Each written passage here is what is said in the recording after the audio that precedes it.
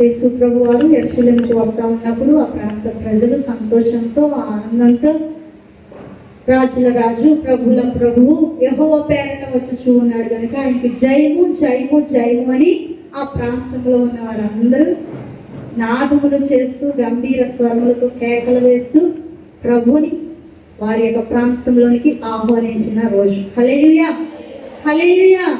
దేవుని పిల్లలారా, ఆ రోజును మనం జ్ఞాపకము చేసుకుంటూ ఉన్నాం. జ్ఞాపకము చేసుకుంటూ ఉండగా మనము ఆ రోజులను మనం వెళ్ళిపోవాలి. ఒక పాత్ర నటించినప్పుడు నటించే వ్యక్తి ఎలాగైతే ఆ పాత్రలోకి వెళ్ళిపోయి జీవిస్తూ ఉంటారో అలాగే ఈ రోజు మనము మట్ల ద్వారం రోజుకు వెళ్ళిపోవాలి, యెరూషలేములోకి వెళ్ళిపోవాలి, యెరూషలేము ప్రజల మధ్యలోనికి మనం వెళ్ళిపోవాలి. హల్లెలూయా. అక్కడ ఉన్న ప్రజల మధ్యలో మనము కూడా ఉన్నాము. యేసు ప్రభు వారు అది మన యెరూషలేముకు వస్తా ఉన్నారు, లేకపోతే ఆయన గాడిద మీద వస్తా ఉన్నాడు. నేను చూస్తున్నాను, గాడిద మీద కూర్చుని ఉన్నాడు. ఆయన నా దగ్గరికే వస్తా ఉన్నాడు, నా ఇంటికే వస్తా ఉన్నాడు, నా ఊరికే వస్తా ఉన్నాడు అని మనము ఫీల్ అయిపోతూ ఉండాలి. హల్లెలూయా, హల్లెలూయా. దేవుని పిల్లలారా, మంచిది వాక్యాన్ని మనం చదువుకుందాము. యోహాను సువార్త 12వ అధ్యాయము 14వ వచనాన్ని చదువుదాం. సియోను కుమారి భయపడకుము, ఇదిగో నీ రాజు గాడిద పిల్ల మీద ఆసనుడై వచ్చుచున్నాడు. చాలండి, ప్రార్థన చేస్తున్నాం. ఒక అందరూ కూడా కళ్ళు మూసుకోండి. ప్రభువా, ఈ వాక్యం ద్వారా నాతో మాట్లాడండి. నువ్వు ఏ మాట అయితే నాతో మాట్లాడబోతా ఉన్నావో ఆ మాటను అయినా మా హృదయంలో, నా హృదయంలో నేను భద్రం చేసుకోవాలని ప్రార్థన కోరుకుంటూ ఉన్నాం. పరిశుద్ధుడా, మహోన్నతుడా, మహాగణుడానికి వందనాలు, స్తోత్రాలు చెల్లిస్తా ఉన్నాను.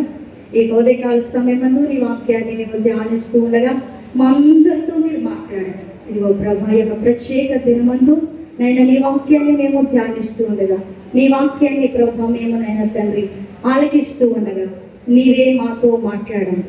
నీ వాక్యం ద్వారా మమ్మల్ని స్మరించండి. యేసు నామములో అడుగుచున్నాము తండ్రి, ఆమేన్, ఆమేన్.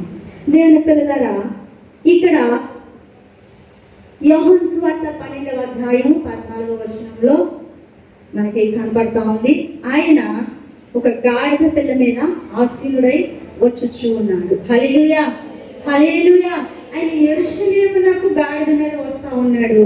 అందరూ ఆహ్వానించారు, అందరూ జయనాదాలు పలికారు.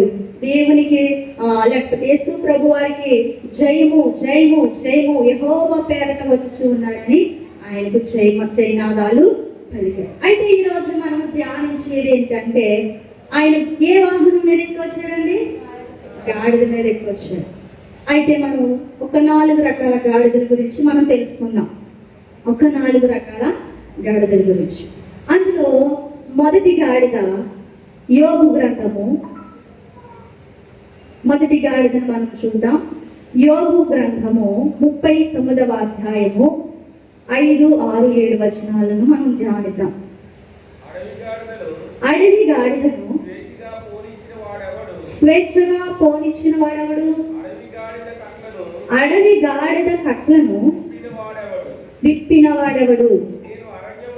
నేను అరణ్యమును దానికి ఇల్లుగాను, ఉప్పు పరను దానికి నివాస స్థలముగాను నియమించితిని. పట్టణపు కోలాహలమును అది తిరస్కరించును, తోలు వాని కేకలను అది వినదు. హల్లెలూయా, హల్లెలూయా. ఇక్కడ దేవుని పిల్లలారా, యోబు గ్రంథములో 39వ అధ్యాయం 5వ వచనంలో ఒక అడవి గాడిదను మనం చూస్తా ఉన్నాం. 38వ అధ్యాయము 1వ వచనంలో అప్పుడు యెహోవా సుడిగాలిలో నుండి ఇలా యోబునకు ప్రత్యుత్తరం ఇచ్చాను. హల్లెలూయా. దేవుడు యోబు గారికి చెప్తా ఉన్నాడు ఏమనంటే, అడవి గాడిదను స్వేచ్ఛగా పోనిచ్చిన వాడెవడు? మనము మాట్లాడుకునే మొదటి గాడిద అడవి గాడిద. అడవి గాడిద గురించి అని చెప్తా ఉన్నాడు. ఏమని అంటే, అడవి గాడిదను స్వేచ్ఛగా పోనిచ్చిన వాడెవడు? అడవి గాడిద కట్లను విప్పిన వాడెవడు? నేను అరణ్యమును దానికి ఇల్లుగాను, ఉప్పు పరను దానికి నివాస స్థలముగాను నియమించితిని. హల్లెలూయా, హల్లెలూయా. యోబు గారితో దేవుడు సెలవిస్తా ఉన్నాడు, ఇదిగో అడవి గాడిదను చూడు, ఆ అడవి గాడిదకు స్వేచ్ఛ ఇచ్చింది ఎవరు? నేనే కదా అంటా ఉన్నాడు. రెండో లైన్లో ఏమంటున్నాడు? అడవి గాడిద కట్లను విప్పింది ఎవరు? నేనే కదా అంటున్నాడు. అడవి గాడిదని అంటండి, అడవి గాడిదకు అరణ్యాన్ని ఇల్లుగా చేశాడంట. అడుగుతా ఉన్నాడు, అడవి గాడిద అరణ్యములో స్వేచ్ఛగా తిరుగుతుంది. హల్లెలూయా, హల్లెలూయా. దానికి ఇంకా స్వేచ్ఛ. దాన్ని ఎవరు పట్టుకునేవారు లేరు, కట్టేవారు లేరు, లేకపోతే దాన్ని బంధించేవారు ఎవరు కూడా లేరు. అది అరణ్యములో తిరుగుతుంది, ప్రజల మధ్యలో అది ఉండదు. హల్లెలూయా. అది ఇంకా ఏంటంటే దాని కట్లను విప్పిన వాడెవడు? అసలు కట్టలేదండి. హల్లెలూయా. అడవి గాడిదకు కట్లు విప్పిన వాడు. అరణ్యమును దానికి ఇల్లుగా చేశాను. అడవి గాడిదకు ఇల్లు ఏంటంటే అరణ్యం అంటాడు. అరణ్యంలో మాత్రమే అది ఉంటాడు. ఉప్పు పరను నివాస స్థలముగా దానికి నేను చేశాను అంటున్నాడు. హల్లెలూయా, హల్లెలూయా. ఆ అరణ్యంలో పెరిగే ఆ గాడిద, ఆ అరణ్యంలో తిరిగే ఆ గాడిద స్వేచ్ఛగా, ఇక ఏ ఒక అడ్డులు ఆటంకము లేని ఆ గాడిద ఇంకా అరణ్యంలోనే తింటాది, అరణ్యంలోనే ఉంటది, అరణ్యంలోనే పడుకుంటాది. ఆ దేవుడు దానికి ఏదైతే నివాసంగా ఇచ్చాడు ఉప్పు పరను, ఆ యొక్క నివాసంలోనే అది ఉంటది. అయితే 7వ వచనంలో అక్కడ మనకు కనబడుతుంది, పట్టణపు కోలాహలమును అది తిరస్కరించును, తోలు వాని కేకను అది వినదు. హల్లెలూయా, హల్లెలూయా. అరణ్యంలో ఉండే గాడిదకి ఇంకా పట్టణం గురించి ఆలోచన ఉండదు.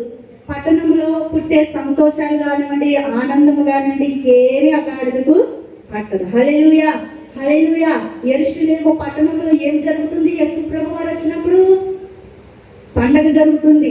పండగ అయిన గాడిద మీద ఎక్కువ వస్తుంటే ఆ యెరూషలేము పట్టణంలో కోలాహలం జరుగుతూ ఉంది. సంతోషంగా ఉన్నారు ప్రజలు, సందడిగా ఉన్నారు, ఆనందిస్తా ఉన్నారు. పట్టణంలో సంతోషం అంట ఈ గాడిదకు పట్టదంటాడు. హల్లెలూయా. ఏం గాడిది? అడవి గాడిద. అడుగు మనుషులు అంటారు. ఏం మనుషులు బాబు, నువ్వు అడుగు మనుషులు అంట. హల్లెలూయా. ఈ అడుగు మనిషికి సంతోషాలు ఆనందాలు ఏమీ తెలియవు. ఈ గాడిదకు కూడా అలాగే తెలియట్లేదు. ఈ గాడిద అరణ్యంలోనే ఉంటుంది, ఉపపరలోనే నివసిస్తూ ఉంటుంది. పట్టణంలో ఏం జరుగుతుందో, లేకపోతే పట్టణంలో ఏ పండుగలు జరుగుతున్నాయో, లేదా పట్టణంలోకి ఎవరు వస్తా ఉన్నారో, పట్టణంలో ఏం కలుగుతా ఉందో, పట్టణంలో ఎటువంటి ఆశీర్వాదం ఉందో, పట్టణంలో ఎలాంటి సమాధానం ఉందో, పట్టణంలో ఇంకా ఏమేమి జరుగుతున్నాయి ఈ అడవి గాడిదకు అస్సలు పట్టట్లేదండి. హల్లెలూయా, హల్లెలూయా. 7వ వచనం నాడు పట్టణంలో జరుగు కోలాహలము దానికి అస్సలు పట్టదు. ఇంకా తిరగడమే తిరగడం, తిరగడమే తిరగడం. హల్లెలూయా. కొంతమందికి ఎలా ఉంటే బాగుంటుందంటే, ఎవరు వాళ్ళని పట్టించుకోకూడదు, ఎవరు ఏం చేసినా సరే అడగకూడదు. అడిగితే బాధ. హల్లెలూయా. అడవి గాడిదలా తిరగడానికి ఇష్టపడతా ఉంటారు చాలా మంది అండి. హల్లెలూయా, హల్లెలూయా. ఇదిగో ప్రభు అంటున్నాడు, యెరూషలేములో జరుగుతున్న యెరూషలేము పట్టణంలో జరుగుతున్న ఆ కోలాహలమును మనం చూడాలి, ఆ కోలాహలంలో మనము ఉండాలి, ఆ కోలాహలంలో మనము కూడా అందరితో పాటు ప్రభు దగ్గర ఉండి సంతోషించే వారంగా ఉండాలి. హల్లెలూయా, హల్లెలూయా. దీనికి అడవిలో ఉండే ఈ గాడిదకు, అరణ్యంలో ఉండే ఈ గాడిదకు కోలాహలం తెలియట్లేదు, సందడి తెలియట్లేదు. ఆ పట్టణంలోకి అసలు ఎలాంటి వ్యక్తి వచ్చాడో దీనికి అస్సలు పట్టట్లేదు. హల్లెలూయా, హల్లెలూయా. ఆ యొక్క గాడిద తోలు అని కేకలు కూడా వినబడట్లేదంట. ఎవరు ఏం చెప్పినా కొంతమందికి అస్సలు వినబడదు. ఎన్నిసార్లు దేవుని గురించి బోధించినా, ఎన్నిసార్లు దేవుని గురించి వారికి చెప్పినా, ఎన్నిసార్లు ఎన్ని రకాలుగా ఎన్ని విధాలుగా అర్థమయ్యే రీతిలో వారికి భోజనం వడ్డించినట్లు వడ్డించి చెప్పినా సరే కొంతమందికి ఎంత చెప్పినా కూడా అర్థము కాదు. హల్లెలూయా, హల్లెలూయా. తోలు వాని కేకలు, నీ కేకలు నీవే, నీ అరుపులు నీవే, నీ మాటలు నీవే, నీ ప్రసంగాలు నీవే, నీ యొక్క బోధ నీదే, నీ యొక్క పరిశుద్ధాత్మ అంటాం నీదే, నీ బాట నీదే. కానీ మా బాట మాత్రం అరణ్యములో నడిచే బాట, అరణ్యపు బాట. లేకపోతే మేము ఒక ప్రత్యేకమైన పరలో మేమున్న ఉప్పు పరలో ఉన్నాము, మేము అరణ్యంలో ఉన్నాము, అదే బాగుంది, మాకు ఇంక అక్కడ ఏం కేకలు వినబడవు, ఇక ఏ శబ్దం ఉండదు, మేము తింటాము, ఉంటాము, తిరుగుతాము, ఇదే మాకు కావాలన్నట్లుగా ఉంటారు చాలా మంది. హల్లెలూయా, హల్లెలూయా. దేవుని పిల్లలారా, మొట్టమొదటిగా దేవుడు మనతో మాట్లాడుతూ ఉన్నాడు, అడవి గాడిదను చూపిస్తా ఉన్నాడు. ఇదిగో మనమైతే దేవుని మందిరంలో ఉన్న మనందరము ఎలా ఉండాలంటే అడవి గాడిదలాగా మాత్రం ఉండకూడదు. హల్లెలూయా, హల్లెలూయా. అడవి గాడిదకి ఇంకేమీ పట్టవండి, ఏం పట్టవు. తిన్నామా, ఉన్నామా, తిరుగుతూ ఉన్నామా, టయానికి భోజనం, టయానికి టిఫిను, టయానికి వస్త్రాలు, టయానికి ఏదో అన్ని ధరించుకుని అన్ని చేసుకుని చక్కగా ఏమి పట్టని వాళ్ళలాగే బయట తిరుగుతూ ఉంటారు కొంతమంది. హల్లెలూయా, హల్లెలూయా. మనం అరణ్యములో ఉండే గాడిదల వలె ఉండకూడదు. హల్లెలూయా. కోలాహలము పట్టని వారముగా ఉండకూడదు. పండగ వచ్చింది, సంతోషంగా ఉండాలి. అసలు ఈ పండగ ఎందు నిమిత్తం వచ్చింది, అసలు యేసు ప్రభు వారు ఎందుకు వచ్చారు, ఆయన రాక కారణం ఏమిటి అని మనం అవన్నీ తెలుసుకుని కోలాహలము జరుగుతున్న పట్టణములో మనము ఉండాలి. హల్లెలూయా. అరణ్యములో కాదండి ఉండేది, మనం ఎక్కడో ఒక సెపరేట్ గా కూర్చోవడం కాదండి, లేకపోతే ఎక్కడో దూరంగా మనుషులందరికీ దూరంగా ఉండడం కాదండి. మనందరం ఇక్కడే ఉంటున్నాం, కానీ చాలా మంది ఎక్కడెక్కడో హృదయాలు ఉంటాయి. మనుషులైతే ఇక్కడే ఉంటారు, కానీ వారిలో ఉండే మనసు మాత్రం చాలా దూరంగా ఉంటారు. ఈ పండగలో ఉండరు, ఈ కోలాహలంలో ఉండరు, ఈ ఆదివారపు ఆరాధనలో ఉండరు. మనుషులు ఉంటారు, కానీ వారి మనసులు ఉండవు. హల్లెలూయా. మనిషితో పాటు మనసు కూడా ఉంటే గనక దేవునిని కోలాహలంతో సంతోషముతో ప్రభుని ఆరాధన చేస్తాం. హల్లెలూయా, హల్లెలూయా. ఇక్కడ అడవి గాడిద అంట అరణ్యములో ఉంటదంటండి. దానికి ఉప్పు పరను నివాసముగా దేవుడు దానికి నియమించాడంట. పట్టణములో జరిగే కోలాహలము దానికి అస్సలు పట్టదు. హల్లెలూయా, హల్లెలూయా. దేవుని పిల్లలారా, ఈ రోజు దేవుని మందిరములో ఉంటున్న నీవు దేవునిని ఆహ్వానించే రీతిలో ఉండాలి. కోలాహలముతో సంతోషముతో ప్రభువుని మన హృదయాల్లోనికి మనం ఆహ్వానించాలి. యెరూషలేము పట్టణంలోనికి ఆయన వచ్చి ఉన్నప్పుడు అక్కడ ప్రాంత ప్రజలందరూ కూడా ఎలాగైతే సంతోషించారో, ఆనందించారో, గొప్పగా కేకలు వేస్తూ ఆయనకు ఆహ్వానం పలికారో, అదే రీతిగా ఇక్కడ ఈ స్థలంలో కూర్చున్న మనకు, లేకపోతే మనందరమును కూడా ప్రభువును కోలాహలముతో స్వీకరించాలి. కోలాహలం పట్టని వారంగా ఉండకూడదు. మన పండుగలు అనేకమైన పండుగలు వస్తూ ఉన్నాయి. ఇప్పుడు మనకు ముందు గుడ్ ఫ్రైడే ఉంది, ఈస్టర్ ఉంది. ఇవన్నిటిని మనం సంతోషంగా ఇందులో ఈ యొక్క పండుగలలో మనం పాల్గొనాలి. ఆచారబద్ధంగా కాదు, నిజముగా దేవునిని మనం ఆరాధన చేయాలి. హల్లెలూయా, హల్లెలూయా. ప్రతి సంవత్సరం గుడ్ ఫ్రైడే వస్తుంది, ప్రతి సంవత్సరం ఈస్టర్ వస్తుంది, కానీ ఇది ఒక ఆచారంగానే చాలా మంది గుడ్ ఫ్రైడే ఈస్టర్ అని అనుకుంటున్నారు. కానీ నిజముగా ఆయన నా కొరకు మరణించాడు, నిజముగా ఆయన నా కొరకు రక్తాన్ని కార్చాడు, నిజముగా ఆయన పరలోకము నుండి నా కొరకు దిగి వచ్చాడు. కాబట్టి ఆయనను నేను త్రోసివేయక, లేకపోతే నేను అడవిలో ఎక్కడో అరణ్యములో ఉండక దేవుని సన్నిధిలో నేను ఉండాలి, పరిశుద్ధ స్థలములో నేను ఉండాలి, కోలాహలముగా జరిగే ఆ ఆరాధనలో నేను ఉండాలి, సంతోషముగా పాటలు పాడే ఆ గుంపులో నేను ఉండాలి, ఆత్మతో సత్యముతో ఆరాధించే వారి గుంపులో నేను కూడా చేతులు పైకెత్తి దేవుణ్ణి ఆరాధించేదానిగా ఒకదానిగా నేను ఉండాలని మనము దేవుని సన్నిధిలో నిర్ణయించుకోవాలి. హల్లెలూయా, హల్లెలూయా. రెండవ సమూయేలు గ్రంథము 18వ అధ్యాయము 9వ వచనంలో మరొక గాడిద కనిపిస్తూ ఉంటుంది. అబ్షాలోము కంచర గాడిద మీద ఎక్కిపోవచ్చు, దావీదు సేవకులకు ఎదురాయెను. ఆ కంచర గాడిద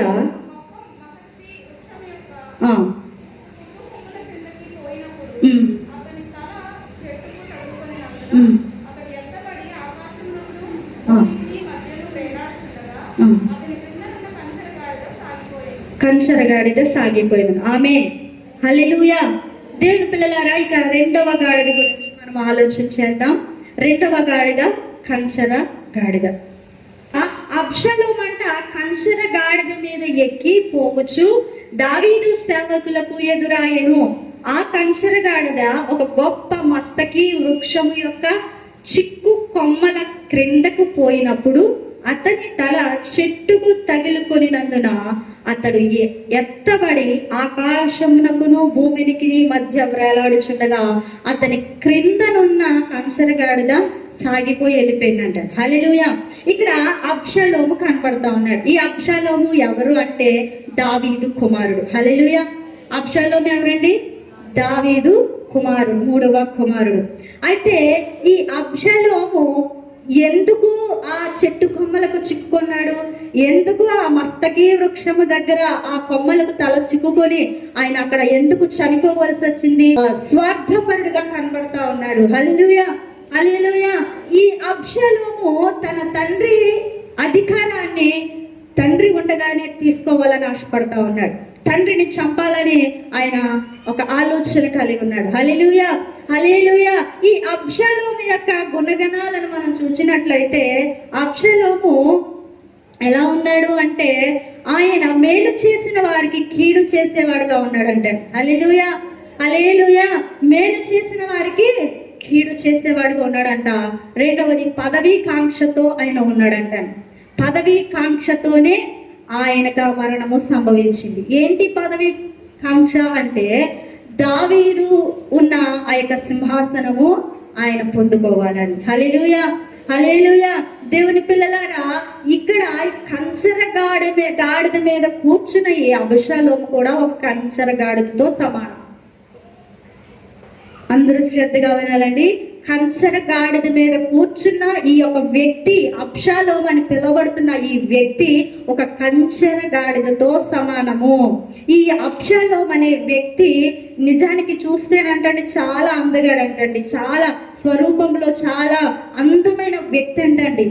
చూడగానే కంటికి నచ్చేటంత అందమైన వ్యక్తి అంటండి. ఇశ్రాయేలులోనే అతని వంటి అందము కలిగిన వాడు ఇంకొకడు లేడటండి. హల్లెలూయా. అటువంటి అందమైన వ్యక్తి మనసులో ఒక దురాలోచన ఉంది. హల్లెలూయా, హల్లెలూయా. ఆ అందమైన మనసు వెనకాల ఇంకొక రూపము దాగి ఉంది. ఇంకో చీకటి గుణము, చీకటి ఆలోచన, చీకటి అంధకార సంబంధమైన ఆ యొక్క రూపము ఇంకొకటి దాగి ఉంది. పదవీ కాంక్ష కలిగిన వాడుగా ఉన్నాడు. హల్లెలూయా, హల్లెలూయా. ఈ పదవీ కాంక్షతో లేకపోతే మేలు చేసిన వారికి కీడు చేయడంతో లేకపోతే అతనుకున్న ఆలోచనలు అన్ని భయంకరమైన ఆలోచనలు కాబట్టి వాటన్నిటిని పొందుకోవడానికి దావీదును వెంబడిస్తా ఉన్నాడు. దావీదును వెంబడిస్తా ఉన్న సమయంలో ఒక కంచర గాడిదను ఎక్కి ఆయన బయలుదేరుతా ఉన్నాడు దావీదును పట్టుకోవాలని పరిగెడుతా ఉన్నప్పుడు, కంచర గాడిద ఎక్కి వెళ్తా ఉన్నప్పుడు దారిలో ఒక మస్తకి వృక్షము కనబడింది. పగతో కోపంతో పరిగెత్తేవాడికి అసలు ఏమీ తెలియదని, అది మంచిదారా చెడ్డదారా తెలియదు. పగ, ద్వేషము, కోపము హృదయంలో నిండుకున్నప్పుడు మనం ఏం చేస్తూ ఉన్నామో మనకు తెలియదు, మనం ఏం మాట్లాడుతూ ఉన్నామో తెలియదు, మనం ఎలా ప్రవర్తిస్తున్నామో తెలియదు. ఎవరు ఎంతమంది ఎన్ని రకాలుగా చెప్పినా అసలు ఆలోచించే జ్ఞానము కూడా మనకు ఉండదు. హల్లెలూయా, హల్లెలూయా. కోపపడుడి గాని పాపము చెయ్యొద్దు అని బైబిల్ గ్రంథం తెలియజేస్తుంది. కోపం ఉండాలి కానీ ఆ కోపము శృతి మించకూడదు. కోపము వెంటనే తగ్గించుకోవాలి.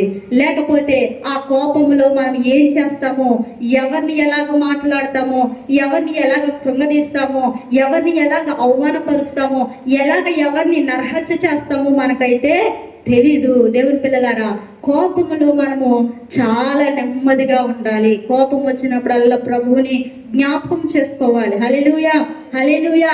ఎందుకు జ్ఞాపకం చేసుకోవాలి అంటే ఆయనను బాధ పెడుతూ ఉన్నప్పటికీ, ఆయనను హింసిస్తూ ఉన్నప్పటికీ, ఆయన వస్త్రాలు పీకేస్తూ ఉన్నప్పటికీ, ఆయన గెడ్డం పట్టుకుని పీకుతూ ఉన్నప్పటికీ, వెనకాల పిడుగుతులు గుద్దుతూ ఉన్నప్పటికీ, ఆయన రక్తములు కారేటట్టుగా ఆయన వీపు ఒక నాగటి వలె చీల్తూ ఉన్నప్పటికీ ఆయన ఏమన్నాడో తెలుసండి, తండ్రి వీరేమి చేయుచున్నారు వీరెరుగరు కనుక వీరిని క్షమించండి. హల్లెలూయా, హల్లెలూయా. ఆయన ఉన్న బాధ ముందు మనకి ఉన్న బాధ ఎంతండి అసలు. ఆయన పడిన కష్టము మనం పడితే కనుక అసలు మనం అంత కష్టం పడలేము అసలు మనం. హల్లెలూయా, హల్లెలూయా. అంత బాధలోను అంత వేదనలోను రక్తము కారుతున్నప్పటికీ, శరీరం ముక్కముక్కలుగా కింద పడిపోతూ ఉన్నప్పటికీ, ఆయన నడవలేక నడుస్తూ ఉన్నప్పటికీ, కొరడాలతో కొడుతూ ఉన్నప్పటికీ, హేళన చేస్తూ ఉన్నప్పటికీ, వెనకాల గుద్ది ఎవరు గుద్దారో చెప్పు అని మాటలాడుకుంటూ నవ్వుకుంటూ హేళన చేసుకుంటూ ఆయనను ఆయన భుజముల మీద సిలువ పెట్టి నడిపించుకుంటూ వెళ్తూ ఉన్నప్పటికీ ఆయన అంటున్నాడు, తండ్రి వీరేం చేస్తూ ఉన్నారు, వీరికేమీ తెలీదు, అజ్ఞానంలో ఉన్నారు ప్రభువా, నా తండ్రి క్షమించు అని తండ్రిని వేడుకుంటా ఉన్నాడు. హల్లెలూయా, హల్లెలూయా. దేవుని పిల్లలారా, అబ్షాలోము పెచ్చ కోపముతో తండ్రి మీద, లేకపోతే అధికార కాంక్షతో, లేకపోతే ఆయనకున్న ద్వేషముతో తండ్రిని చంపాలని పరుగులు పెడతా ఉన్నాడు. తండ్రిని పట్టుకోవాలని పరుగులు పెడతా ఉన్నప్పుడు అతను ఒక మస్తకి వృక్షానికి తగులుకున్నాడు. హల్లెలూయా, హల్లెలూయా. ఎవరు త్రవ్విన గొయ్యి వారికే వెళ్తుందంట. ఇంకొకరు పడిపోవాలని గొయ్యి తవ్వారనుకోండి, ఎవరైతే తవ్వారో వాళ్ళే పడతారు, తవ్విన వారు ఎవరు పడరు అందులో. హల్లెలూయా. ఎవరి కొరకు తవ్వారో వారు పడరు, కానీ ఎవరైతే తవ్వారో వారే ఆ గుంటలో పడతారు. అబ్షాలోము తన తండ్రి పదవిని దక్కించుకోవాలనుకున్నాడు, తన తండ్రిని లేకుండా చెయ్యాలి అని అనుకున్నాడు, కానీ ఆయనే లేకుండా పోయాడు. హల్లెలూయా, హల్లెలూయా. దేవుని పిల్లలారా, కంచర గాడిద స్వభావము కలిగిన వారుగా మనం ఉండకూడదు. అడద గాడిద స్వభావం మనకు ఉండకూడదు, కంచర గాడిద స్వభావము మనకు ఉండకూడదు. కంచర గాడిద స్వభావం ఉంటే అబ్షాలోము యొక్క పరిస్థితి ఏమైందో మనకు అర్థమవుతా ఉంది. కంచర గాడిద స్వభావము కలిగిన వారంగా మనం ఉండకూడదు. కంచర గాడిద స్వభావము కలిగిన వారముగా ఉంటే గనక మనకి ఎంత మాత్రమునో అది శ్రేయస్కరము కానే కాదు. హల్లెలూయా, హల్లెలూయా. అబ్షాలోము కంచర గాడిద మీద, కంచర గాడిద స్వభావముతో, పదవి కాంక్షతో, లేకపోతే మేలు చేసిన వారికి కీడు చేయాలనే ఉద్దేశముతో ఆయన బ్రతుకుతూ ఉన్నాడు. కానీ మంచిగా మనం బ్రతుకుతాము, నా తండ్రి తర్వాత నాకే కదా, లేకపోతే నా తండ్రి నాకే ఇస్తాడు కదా, ఇంకెవరికి ఇస్తాడు, లేకపోతే ఇవ్వకపోయినా పర్వాలేదు, నాకు పదవి లేకపోయినా పర్వాలేదు, నేను దేవుని సన్నిధిలో ఒక విశ్వాసిగానైనా, లేకపోతే దేవుని సన్నిధిలో ఒక ఆశీర్వదించబడిన వ్యక్తిగా నేను ఉంటే చాలు అని ఉంటే గనక ఆయన జీవముతో ఉండేవాడు, దేవుని రాజ్యములో ఉండేవాడు. అలాగూ కాకుండా ఆయన వేరే మనసుతో, లేకపోతే పదవి పదవి పదవి పదవి అని నేను నమ్ముకున్న మనము అలాంటి ఆలోచనలు కలిగిన వారముగా ఉండకూడదు. కంచర గాడిద స్వభావము కలిగిన వారముగా ఉండకూడదు. ఆయన ఏం చెప్పాడు, ఒక చెంప మీద కొడితే మరొక చెంప చూపించండి అన్నాడు. మనకి ఏది మనను బలహీనపరచిన, మనకు కోపం వచ్చినా, లేకపోతే ఎదుటివాని మీద మనం భరించలేనంత ద్వేషం మన మీద ఉన్న వెంటనే ప్రభువాన్ని మనము జ్ఞాపకము చేసుకోవాలి. హల్లెలూయా, హల్లెలూయా. బుద్ధి జ్ఞానము లేని కంచర గాడిద వల్లే మీరు ఉండకండి అంటున్నారు. కంచర గాడిద కంటే బుద్ధి జ్ఞానము రెండు ఉండవంటారు. మీరు బుద్ధి ఉందా, అసలు జ్ఞానం ఉందా? మనం తిడుతూ ఉంటాం చిన్నపిల్లల్ని.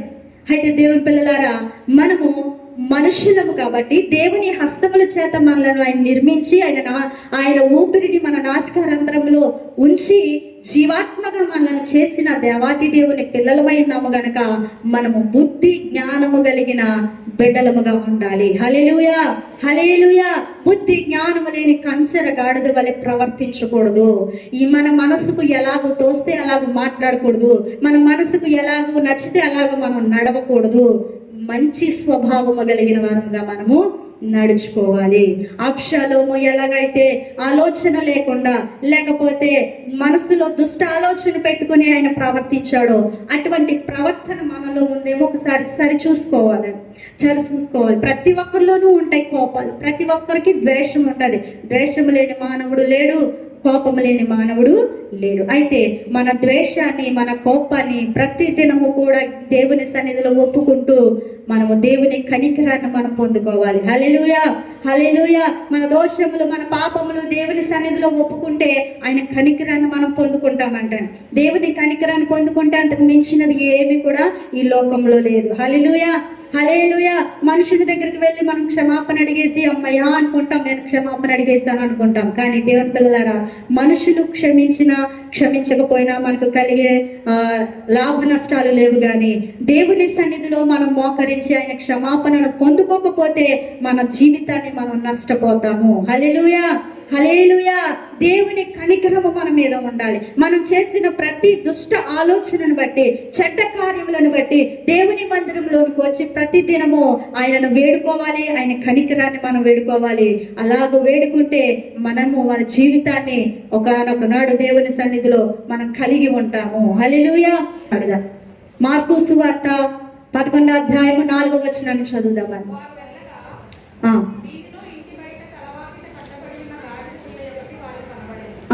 చాలు.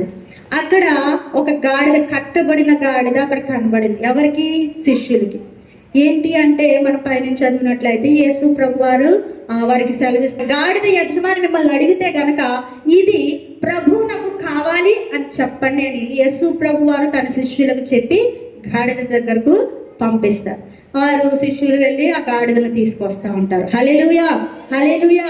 ఆ కట్టబడిన గాడిద కట్లు విప్పుతూ ఉండగా యజమాని వస్తాడు. ఎందుకు విప్పుతున్నారు ఈ గాడిదను అన్నప్పుడు, ఇది ప్రభువుకు కావాలి అని చెప్పి ఆ కట్టబడిన గాడిద ఎక్కడైతే కట్టబడిందో, ఏ కట్లతో అయితే కట్టబడిందో, ఏ విధముగా బంధించబడిందో ఆ కట్టబడిన గాడిదను యేసు ప్రభు వారి యొక్క శిష్యులు ఆ గాడిదను విప్పి తీసుకొస్తా ఉంటారు. హల్లెలూయా, హల్లెలూయా. దేవుని పిల్లలారా, మనం మూడవది మాట్లాడుకునేది కట్టబడిన గాడిద. ఆ స్థలంలో ఎలాగైతే కట్టబడిన గాడిదకు విడుదల ఇచ్చాడో యేసు ప్రభు వారు, ఈ రోజు మనము కూడా ఏ కట్లతో కట్టబడి ఉన్నామో, ఎటువంటి చెడు తలంపులతో కట్టబడి ఉన్నామో, ఎటువంటి చెడు ఆలోచనలతో కట్టబడి ఉన్నామో, ఆ ప్రతి కట్ల నుండి ఆయన విడిపించేవాడుగా ఉన్నాడు. హల్లెలూయా, హల్లెలూయా. ఇదిగో నువ్వు ఎవరికి బానిసుడిగా ఉన్నావో, ఎవరికి బానిసరాలుగా ఉన్నావో ఒకసారి ఆలోచన చేసుకుని, ప్రభా ఇదిగో నేను పలానా విషయానికి బానిసగా ఉన్నాను, పలానా యొక్క కార్యక్రమానికి బానిసగా ఉన్నాను, లేకపోతే అపవాది సంబంధమైన కార్యములకు బానిసగా ఉన్నాను, ప్రభా నా కట్లు విప్పండి అని మనం ప్రార్థన చేయాలి. హల్లెలూయా, హల్లెలూయా. దేవుని పిల్లలారా, మనకు అనేకమైన కట్లు ఉంటాయి. మందిరానికి వస్తూ ఉంటాము, ప్రార్థన చేస్తూ ఉంటాము, ఆరాధన చేస్తూ ఉంటాము. అయితే మనము ఎంతగా దేవుని మందిరంలో నడిచినప్పటికీ, ఎంత భయము భక్తితో ఉన్నప్పటికీ కొన్ని కట్లు మనకు ఉంటాయి. దేవునిలో ఎదగకుండా ఆపే కట్లు మనకు ఉంటాయి. హల్లెలూయా, హల్లెలూయా. ఆ కట్లనన్నిటి నుండి కూడా మనము విడిపించుకుని దేవుని సన్నిధికి రావాలి. ఆ కట్టబడిన గాడిద, ఆ ఇంటి ముందు ఉన్న గాడిద కట్టబడింది, ఎక్కడికి వెళ్లకుండా అక్కడే కట్టబడింది. అది తప్పిపోతుందేమో, లేకపోతే ఎక్కడికన్నా వెళ్ళిపోతుందేమో అని ఆ యజమాని ఏం చేశాడో దాన్ని కట్టి అలాగే ఉంచాడు. అయితే యేసు ప్రభు వారు ఏం చేశారు, కట్టబడిన గాడిదకు విడుదలిచ్చాడు, స్వేచ్ఛనిచ్చాడు. హల్లెలూయా, హల్లెలూయా. దేవుని పిల్లలారా, ఈ లోకంలో ఉంటున్న మనము ఎప్పుడైతే ప్రభుని నమ్ముకున్నామో, ఎప్పుడైతే యేసయ్యను అంగీకరించామో అప్పుడే మనకు విడుదల వచ్చింది కానీ మనం ఇంకా కూడా కట్లతోనే ఉంటూ ఉంటాము. హల్లెలూయా. ఆయన ఎప్పుడో మనకి విడుదలనిచ్చాడు. 2000 సంవత్సరాల క్రితం ఆయన అమూల్యమైన రక్తం, నిర్దోషమైన రక్తం, శ్రేష్టమైన రక్తమును కాచి మన ప్రతి పాపం అనే కట్లను మనల్ని విడిపించి ఆయన పిల్లలుగా మనల్ని చేస్తే, మనం ఇంకా కూడా ఆ పాపమునకు దాసులముగానే ఉంటున్నాం, ఆ పాపము కింద కట్టబడిన వారముగానే ఉంటున్నాం, ఆ పాపము కింద ఇంకా అడిగి మరిగే ఉంటున్నాం. కానీ ఆ పాపమును విడిచి ముందుకు రాలేకపోతా ఉన్నాం. హల్లెలూయా, హల్లెలూయా. దేవుని పిల్లలారా, ఇదిగో ఈ యొక్క ఉదయకాల సమయమందు దేవుని వాక్యం సెలవిస్తా ఉంది. ఇదిగో నీవు ఏ కట్లతో కట్టబడి ఉన్నావో ఆ కట్ల నుండి విడిపించుకునిరా. ఆయన అయితే విడుదలిచ్చేది. మనము భ్రమలో బ్రతికే వారంగా ఉండకూడదు. మనము విడిపించబడ్డాము, తప్పించబడ్డాము, రక్షించబడ్డాము. రక్తములు మనందరము కడగబడ్డాము. మనం బంధింపబడిన వారముగా లేము, స్వేచ్ఛాపరులుగా ఉన్నాము. ఇదిగో స్వేచ్ఛాపరులుగా ఉన్న మనము ఇక మరి ఎప్పటికీ కట్ల జోలికి మనం వెళ్ళకూడదు, కట్లలో మనం బంధింపబడిన వారముగా ఉండకూడదు. హల్లెలూయా, హల్లెలూయా. పౌలు అంటున్నాడు కదా, మీరు మూల పాఠముల వైపు తిరగొద్దు అంటున్నాడు. ఆ యొక్క మూల పాఠంలో ఒక కట్లుగా ఉంటున్నాయి. ఆచారాల వైపు వెళ్ళొద్దు అంటున్నాడు, కానీ మనం చేసేది ఆచారాలే ఉంటున్నాయి. హల్లెలూయా, హల్లెలూయా. ఆచారం అనే కట్లు తెప్పుకోవాలి, మూల పాఠముల వైపు తిరగకూడదు. మనకేది కూడా దేవుని సన్నిధికి రావడానికి ఆటంకంగా ఉన్న ప్రతిదాన్ని తెప్పుకుని దేవుని సన్నిధికి రావాలి. హల్లెలూయా, హల్లెలూయా. దేవుని సన్నిధికి ఏదైతే మనల్ని ఆటంకపరుస్తూ ఉందో, ఏ కట్ల చేత మనం కట్టబడిన వారముగా ఉంటూ ఉన్నామో, ఏ కట్ల చేత మనం బంధింపబడిన వారముగా ఉంటున్నామో, కొన్నిసార్లు మనం దేవుని మందిరానికి వెళ్ళాలన్నప్పుడు ఒక్కొక్క ఆలోచన వస్తూ ఉంటుంది. ఆ ఆలోచన బట్టి ఆగిపోతూ ఉంటాం. మనకు కూడా కట్టబడిన గాడిద స్వభావం మనకు ఉండకూడదు. హల్లెలూయా, హల్లెలూయా. ఒకప్పుడు అపవాది చేతిలో బంధించబడ్డాం మనం, ఒకప్పుడు అపవాది చేతిలో కట్టబడిన వారముగా ఉన్నాం, ఒకప్పుడు అపవాది వేసిన సంఖ్యల మధ్యలో మనం ఉన్నాము. నరకానికి లేదా మరణానికి అతి చేరువుగా మనం ఉన్నప్పుడు యేసు ప్రభు వారు మన మీద జాలి చూపి, తండ్రి అయిన దేవుడు మన మీద జాలి చూపి ఆయన ఏకైక కుమారుని ఈ భూమి మీదకి పంపించి మన మీద ఉన్న ప్రతి శాపాన్ని తొలగించి, మనము ఏ కట్లలో అపవాది చేతిలో బంధింపబడి ఉండట ఆయన చూచి ఆయన విలువైన రక్తాన్ని ఇచ్చి మనల్ని కొన్నాడు. హల్లెలూయా, హల్లెలూయా. మనల్ని ఎలా కొన్నాడంటండి? ఆయన రక్తం ఇచ్చి కొన్నాడు. యేసయ్య ఆయన రక్తాన్ని మన కొరకు చిందించి వెలగా ఇచ్చి మనలను కొన్నాడు, విడిపించాడు.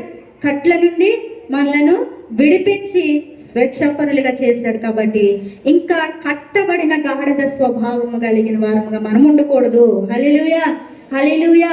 విడిపించిన గాఢద ఎంత సంతోషంగా ఉంటుందండి. ఒక్కసారిగా బంధింపబడిన వ్యక్తి, జైల్లో పెట్టబడిన వ్యక్తి బయటకు వచ్చినప్పుడు, కుటుంబం దగ్గరకు వచ్చినప్పుడు,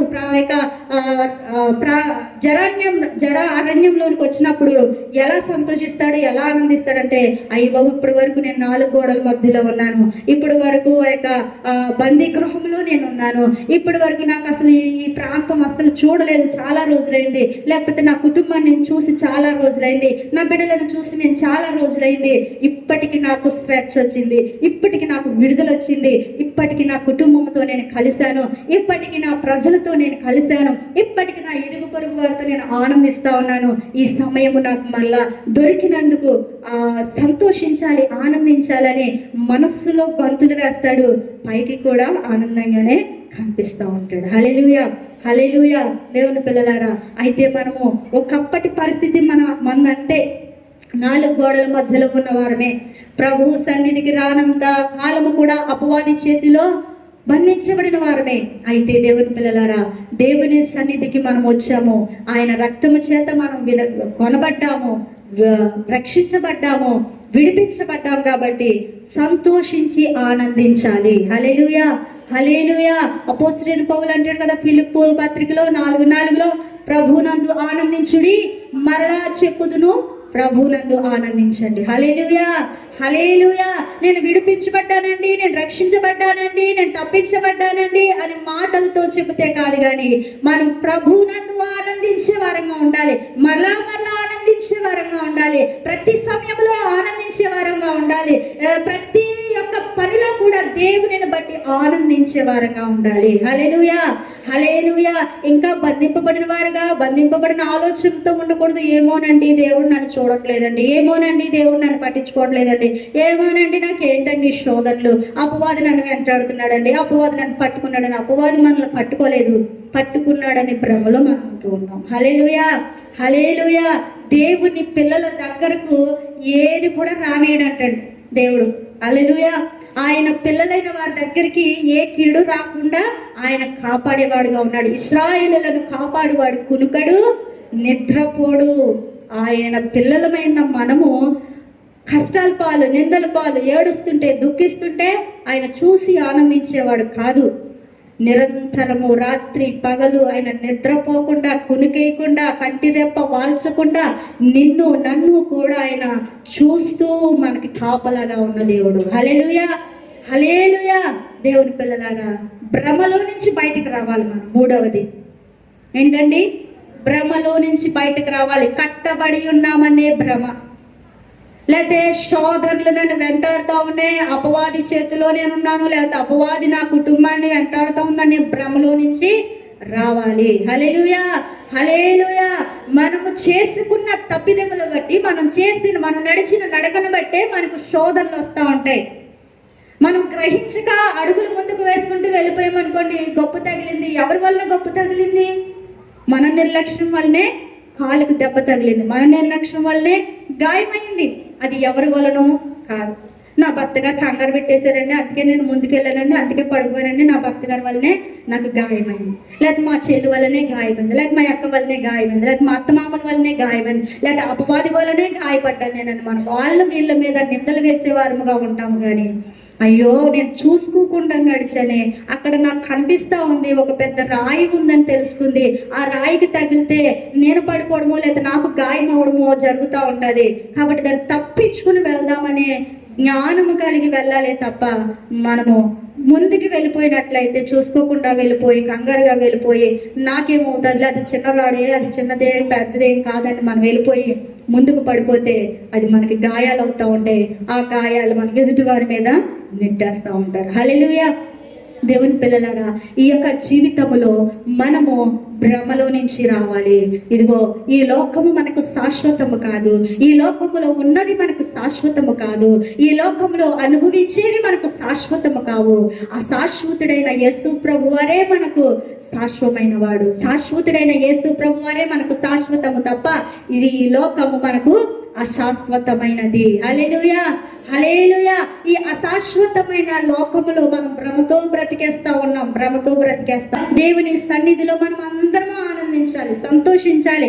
ఆయన ఈ లోకానికి రావడానికి గల కారణము లోకంలో ఉన్న వారందరూ రక్షింపబడాలి, అందరూ దేవుని పిల్లలుగా మార్చబడాలి, అందరూ పరలోకములో దేవదూతలతో పాటుగా పరిశుద్ధుడు పరిశుద్ధుడు పరిశుద్ధుడని జయనాదములు చేసేవారుగా నా పిల్లలు ఉండాలి తప్ప ఇదిగో ఈ అరణ్యములో లేకపోతే ఈ యొక్క నరకములో వారు బాధపడకూడదు, యాతన పడకూడదు, వారి యొక్క ఎటువంటి వారికి ఏ బాధ కలగకూడదు అని యేసు ప్రభు వారి లోకానికి వచ్చారు. హల్లెలూయా, హల్లెలూయా. ఆయన రాకను మనము సద్వినియోగము చేసుకోవాలి తప్ప మనము కట్టబడిన గాడిద ఎలా అయితే భ్రమలో ఉంటా ఉందో అలాగూ మనం ఈ లోకములో భ్రమలో బ్రతికే వారంగా ఉండకూడదు. హల్లెలూయా, హల్లెలూయా. యోహాను సువార్త 12వ అధ్యాయము 14వ వచనం. సియోను కుమారి భయపడకుము, ఇదిగో నీ రాజు గాడిద పిల్ల మీద ఆసీనుడై వచ్చుచున్నాడు అని వ్రాయబడిన ప్రకారము యేసు ఒక చిన్న గాడిదను కనుగొని దాని మీద కూర్చుండెను. హల్లెలూయా, హల్లెలూయా. దేవుని పిల్లలారా, ఇప్పటి వరకు 3 రకాల గాడిదలను మనం చూసాం. మొదటి గాడిద అడవి గాడిద, అది ఏది కూడా పట్టించుకోదు, దాని ఇష్టానుసారంగా అది వెళ్ళిపోతూ ఉంటది. రెండవ గాడిద కంచర గాడిద, అది ఏంటంటే దాని స్వభావం ఏమిటంటే ఇంకా అదేమనుకుంటుందో అదే దుష్టాలోచన దుష్ట క్రియలతోనే అది ఉంటా ఉంటది. మూడవ గాడిద కట్టబడిన గాడిద, భ్రమలో బ్రతుకుతున్న వారుగా లేదా భ్రమలో ఉన్నవారుగా ఉండకూడదని దేవుని వాక్యం సెలవిస్తోంది. ఈ 4వ గాడిద యేసు ప్రభువాన్ని తీసుకొచ్చిన గాడిద, యేసు ప్రభువాన్ని మోసుకొచ్చిన గాడిద. యేసు ప్రభు అందరమును కూడా దేవునిని మోసేవారంగా ఉండాలి, దేవుని యొక్క సువార్త భారము కలిగి పనిచేసే వారంగా ఉండాలి. ఆ గాడిద నాకు బరువుగా ఉంది, నాకు భారంగా ఉంది అని ఆ యేసు ప్రభు వారు కూర్చున్నప్పుడు ఎదిరించుకుని వెళ్ళిపోతే కనుక ఆ గాడిదకు ఆ ఘనత వచ్చి ఉండేది కాదు. హల్లెలూయా, హల్లెలూయా. సన్నిధిలో కూర్చుని నువ్వేం చేయాలో తెలుసా? నీకు ఎన్ని బాధలు వచ్చినా, ఎన్ని అవమానాలు వచ్చినా, ఎన్ని ఎదురు దెబ్బలు నీకు తలిగినా యేసు ప్రభువును నువ్వు ఎందుకు నమ్ముకున్నావు? యేసయ్య అనే మాట నువ్వు ఎందుకు పలుకుతూ ఉన్నావు? నువ్వు ఎందుకు ప్రార్థన చేస్తూ ఉన్నావు? నువ్వు ఎందుకు మందిరానికి వెళ్తూ ఉన్నావు? నువ్వు వెళ్ళడానికి వీలు లేదు, ప్రార్థన చేయడానికి వీలు లేదు, నువ్వు ఎక్కడికి వెళ్ళడానికి లేదు అని నీకు ఆక్షలు కలిగినప్పుడు ఎలాంటి పరిస్థితులు ఎదురు వచ్చినా పర్వాలేదు కానీ నేను మాత్రం నా దేవుణ్ణి నేను విడిచిపెట్టను, నా దేవుణ్ణి నేను మాత్రము వదిలి నేను ఉండలేను, నా దేవుణ్ణి నేను ఎంత దూరమైనా వెళ్తాను, నా దేవునితో నేను ఎంత దూరమైనా వెళ్తాను, నా దేవుని ఎంత దూరమైనా తీసుకుని వెళ్తాననే ఒక తీర్మానముతో మనము దేవుని సన్నిధిలో ఉండాలి. హల్లెలూయా, హల్లెలూయా. దేవుని పిల్లలారా, ఈ లోకంలో మనకు కలిగేవి ఇవే జరుగుతూ ఉన్నాయి. ఎన్నో నిందలు అవమానాలు కలుగుతూ ఉన్నాయి, ఎన్నో బలత్కారమైన పనులు జరుగుతూ ఉన్నాయి. ఏమి జరిగినప్పటికీ ఇదిగో ఆయన మనము చదువుకున్న దశలోనిక పత్రికలో ఇదిగో ఆయన దేవదూతలతో కూడా మహిమతో అగ్నిలో ఆయన ప్రత్యక్షమైనప్పుడు యేసయ్యను ఎరిగిన వారిని, సువార్త ఎరిగిన వారికి ప్రతిదండన. ఎవరైతే సువార్తను ఎరిగిన వారుగా ఉంటున్నారో, ఎవరైతే ప్రభుని అంగీకరించిన వారుగా ఉంటున్నారో, ఎవరైతే ప్రభుని మోసేవారుగా ఉంటున్నారో, ఎవరైతే ఆయన సువార్తను ప్రకటన చేసేవారుగా ఉంటున్నారో, ఎవరైతే ఆయన రాకడ వరకు ఆ ప్రయాణం చేసేవారుగా ఉంటున్నారో వారికి విశ్రాంతినిస్తాను అంటున్నాడు. హల్లెలూయా, హల్లెలూయా. ఇదిగో దేవునిని మోయటం వల్ల వచ్చే లాభం ఏంటి అంటే విశ్రాంతి. ప్రార్థనకు రావడం వల్ల వచ్చే లాభం ఏంటండి? విశ్రాంతి. వాక్యం వినడం వల్ల వచ్చే లాభం ఏంటండి? విశ్రాంతి. ఏదండి విశ్రాంతి? నా కుటుంబంలో నాకు విశ్రాంతి. హల్లెలూయా. నిత్య విశ్రాంతికి మనం వెళ్ళాలి అంటే దేవునిని మోసేవారంగా ఉండాలి, యేసు ప్రభు వారిని మోసేవారంగా ఉండాలి. బైబిల్ మోయడానికే మనకి ఖాళీ ఉండదు, బైబిల్ తెరిచి చదవడానికే మనకు ఖాళీ ఉండదు. ఇక ప్రతిరోజు యేసయ్యను ఎక్కడ మోస్తాము, ఎలా మోస్తాము, ఎలా మోయాలండి అంటారేమో మీరు. హల్లెలూయా, హల్లెలూయా. యేసయ్యను మోయడం అంటే, యేసయ్యను మనం వెంబడించడం అంటే ప్రతిరోజు 24 గంటలు మందిరంలో కూర్చోవాలని కాదు. మనం ఏ పని చేసినా కూడా ఆ పనిలో యేసయ్యను జ్ఞాపకం చేసుకోవాలి. హల్లెలూయా. నలుగురు మధ్యలో ఉన్నప్పుడు మన ఇంటి వార్తలు కాకుండా, మన ప్రాంతీయ వార్తలు కాకుండా, మన దేశ వార్తలు కాకుండా దేవుని గురించిన సువార్తను వారికి బోధిస్తూ ఉండాలి. హల్లెలూయా. సువార్తను గురించి మాట్లాడాలి, యేసయ్యను గురించి మాట్లాడాలి, ఆయన అద్భుతాల గురించి మాట్లాడాలి, ఆయన ఆశ్చర్య కార్యముల గురించి మాట్లాడాలి. హల్లెలూయా. ఇలాగ మనం ఏ పని చేసినప్పటికీ, ఏ ప్రజల మధ్యలో ఉన్నప్పటికీ, ఏ ప్రాంతంలో ఉన్నప్పటికీ వీలైనంత మట్టుకు ప్రభువుని గురించి మనం జ్ఞాపకం చేసుకోవాలి, ఎదుటివానికి జ్ఞాపకం చేయాలి. హల్లెలూయా, హల్లెలూయా. అలాగూ జీవించడమే యేసుని మోయడము. హల్లెలూయా, హల్లెలూయా. నిందలు అవమానాలు వస్తున్నాయని వెనక్కి తిరిగిపోయి వెళ్ళిపోతే కనుక అది మనకు ఆశీర్వాదము కాదు. నా గట్టి మీద చెయ్యి వేసి వెనుక తట్టు తిరిగిన వాడు నాకు పాత్రుడు కాడు. హల్లెలూయా. మనము దేవుని సన్నిధికి వచ్చాం. బాప్తిసం తీసుకున్నప్పుడు మనం ఏం చేస్తాం, దేవునికి ప్రమాణం చేస్తాం. కష్టమైన, నష్టమైన, బాధ అయినా, హింస అయినా, అది ఆఖరికి మరణమైనా సరే నేను విడిచిపెట్టనని వాగ్దానం చేసిన రీతిగా మనం బ్రతుకులు ఉండాలి. హల్లెలూయా, హల్లెలూయా. ఇదిగో మనం చూసిన ఈ 4 రకముల గాడిదలను చూసాము. అయితే ఈ యొక్క కంచెర గాడిద స్వభావము కాకుండా, అడవి గాడిద స్వభావము కాకుండా, కట్టబడిన గాడిద స్వభావము కాకుండా యేసయ్యను మోసిన స్వభావము కలిగిన వారిగా ఉందాము. ఆశీర్వదించబడదాము, నిత్య విశ్రాంతిలో ఉంటాము. ఆయన కృప మనందరము కూడా పొందుకుందుము గాక. ఆమేన్.